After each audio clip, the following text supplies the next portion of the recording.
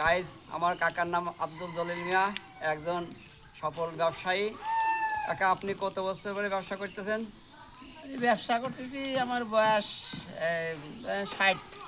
ব্যবসা করতে 40 বছর ধরে।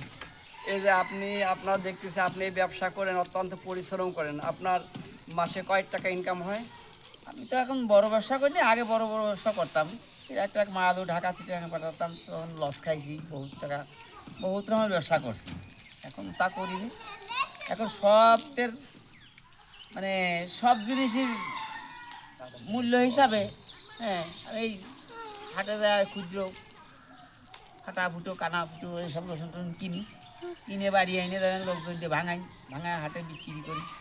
তাতে আমার মাস গেলে করে 40 থেকে 50 হাজার টাকা ইনকাম আছে। গাইজ দেখছেন, একটা লোক অত্যন্ত পরিশ্রম করে সে মাসে 30-40 হাজার টাকা ইনকাম করা বিশাল ব্যাপার।